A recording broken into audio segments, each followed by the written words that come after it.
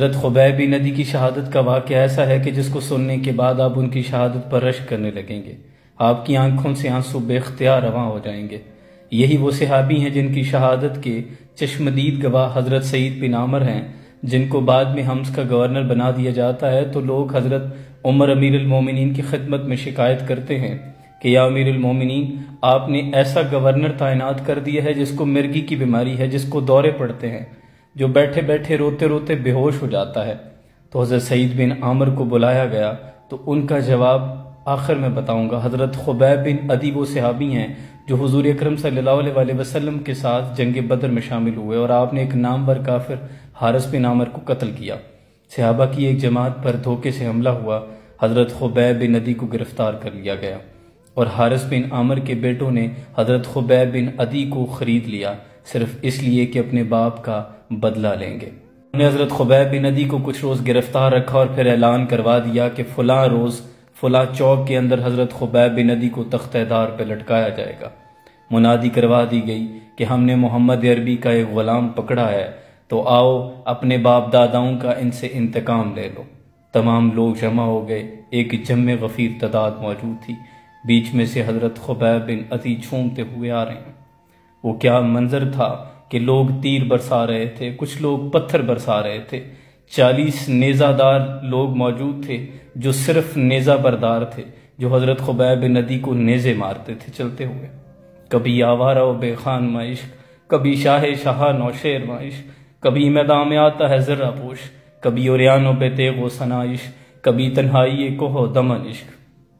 کبھی سوز و سرور و انجمن عشق، کبھی سرمایہ محراب و منبر، کبھی مولا علی خیبر شکن۔ حضرت خبیب بن عدی سے پوچھا گیا کہ اپنی آخری خواہش بتائیں، تو حضرت خبیب کہنے لگے مجھے 2 رکعت نماز پڑھنے کی اجازت دی جائے۔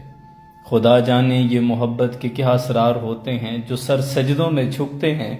وہی زیبدار ہوتے ہیں۔ حضرت خبیب نے جلدی جلدی 2 رکعت پڑھی، سلام پھیر کر مخاطب ہوئے مجمع سے کہنے لگے لوگو، نماز پڑھنے کی تو آج بڑی لذت آئی، لیکن میں نے جلدی جلدی اس لیے پڑھی ہے کہ کہیں تم لوگ یہ نہ سمجھ لینا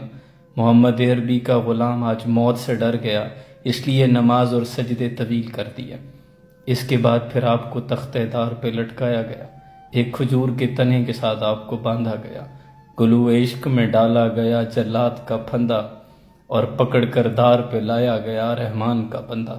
حضرت خبیب بن عدی کے جسم کو کاٹا گیا، چھوٹے چھوٹی برچھیوں کے ساتھ آپ کے جسم کے ٹکڑے کیے گئے، 40 نیزہ بردار صرف آپ کو پیچھے سے ہٹ ہٹ کر نیزے مارتے تھے۔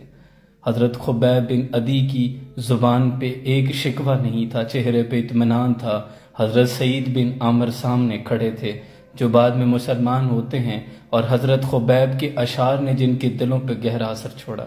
یہی وجہ تھی حضرت سعید بن عامر بعد میں مسلمان ہوئے اور حمص کے گورنر مقرر کیے گئے، اور یہی وہ واقعہ تھا کہ جس کو سوچ کر جب امیر المومنین حضرت عمر نے پوچھا نا کہ اے سعید بن عامر، آپ کے بارے میں شکایت ہے، 4 شکایات ہیں، ان میں سے ایک یہ ہے کہ آپ بیٹھے بیٹھے غش کھا کے گر پڑتے ہیں، تو حضرت سعید بن عامر کہنے لگے کہ امیر المومنین بڑی عمر میں آ کے اسلام قبول کیا تھا، زمانِ جاہلیت یاد آتی ہے جب میرے سامنے حضرت خبیب بن عدی کو شہید کیا گیا، ان کے جسم کو کاٹا گیا۔ امیر المومنین یہی وہ وجہ تھی کہ میں بیٹھے بیٹھے بے ہوش ہو جاتا تھا۔ تر دامنی پہ شیخ ہماری نہ جائیو،